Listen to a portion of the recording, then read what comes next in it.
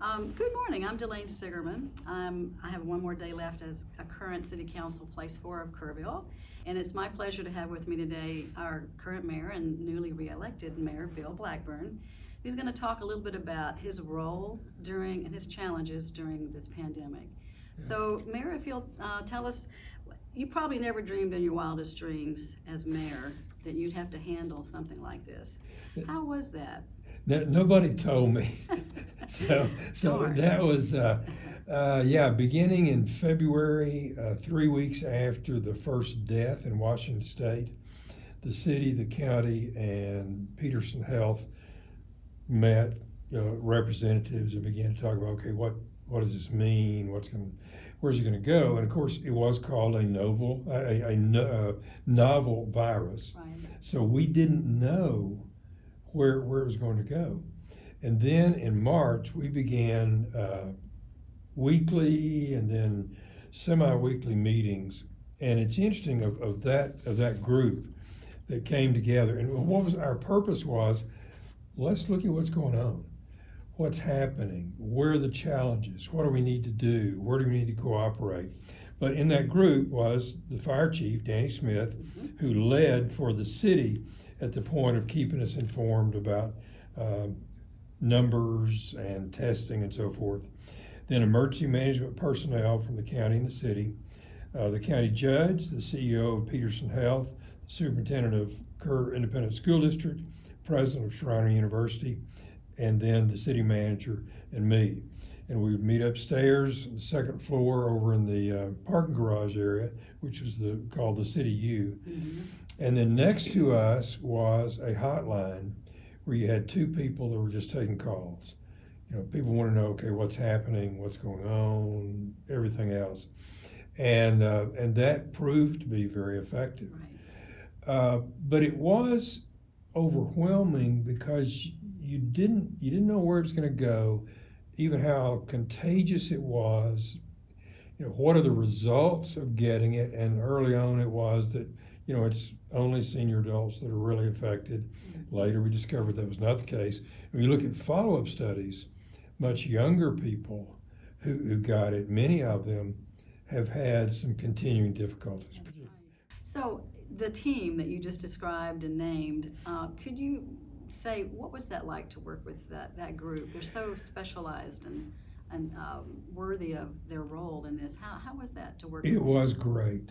It was great because you're all singing from the same hymnal, and you've all got the latest information about what's going on. But for instance, when the mandate came out that nursing home testing had to happen, all staff, all patients, for all your nursing homes over a certain level or whatever. Peterson Health jumped in and said to Danny Smith, Danny, we'll work with you on that. We'll get that done, and they did it Excellent. very effectively. But at the same time, when KISD was looking at, we really want to have a graduation experience for our seniors. So through several people in that group, they worked out a system that was just great. And the same is true of Shriner University. When they had returning students, what should we do? And even a late commencement. And they went through everything with us on here are the protocols that we're following and all. So you had real collaboration and support. And I think you managed to get that message out to the public. Right. I watched almost every afternoon when you had the 4:30 updates and various other updates. I tuned in, and I know a lot of people did. That was the only way we could get real current information as far as what are we going to do tomorrow. So thank you. Exactly. I mean, there was good info because if you got the school district, the university, Peterson Health, emergency management personnel, city, county, you're hearing from a number of different sources. Here's what's going on, here's what's happening, and here's what needs to happen. Right. And I will tell you, I just kept emphasizing masks, emphasizing the governor called for a shutdown. We supported that. Right. But what was difficult, Delayne, was to a degree, I mean, it's just part of the deal.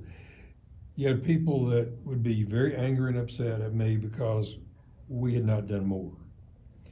And then you'd have people very angry and upset because we had done too much according to Right. them. And there you have it. Yeah, there you have it, right.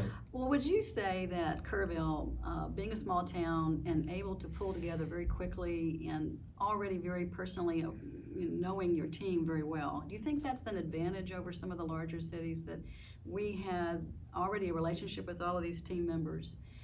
It sounds like Mark had a manual ready to dust off and go for such a pandemic. Do you feel like we had a slight advantage being kind of a hill country?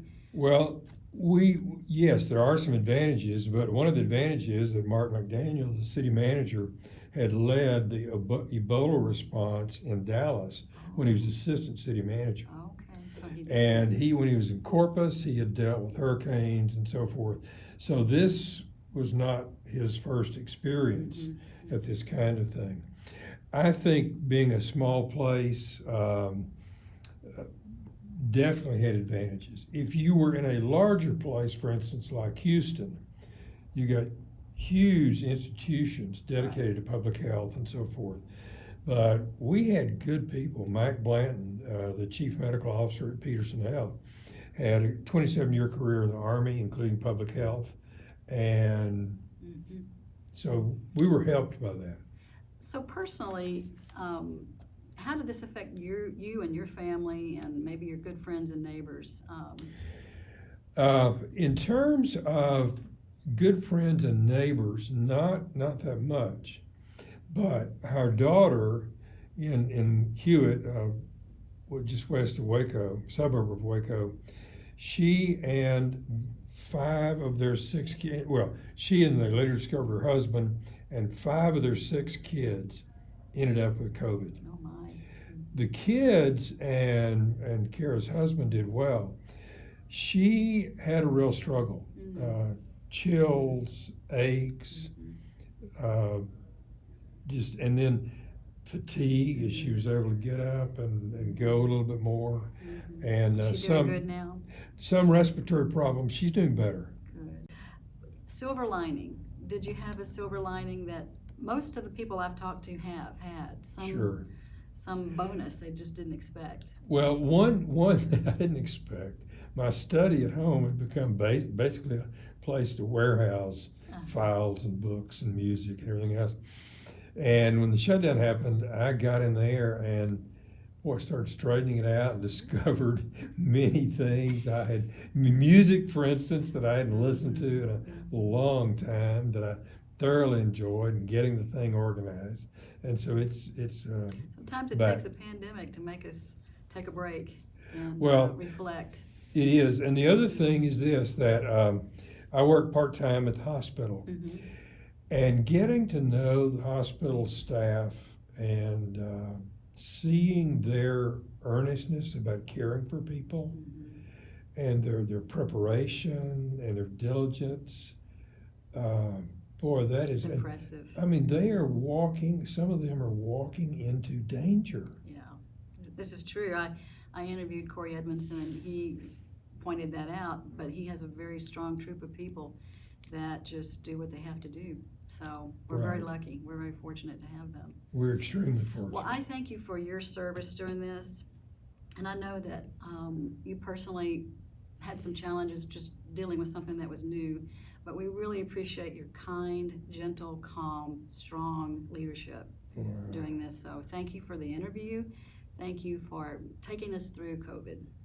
Well, thank you. And I greatly appreciate you and your service on the city council. I do know that. And it's a great experience. So thank you for being here and warming up your vocal cord for the rest of the day. All right, okay. Thank you, everyone.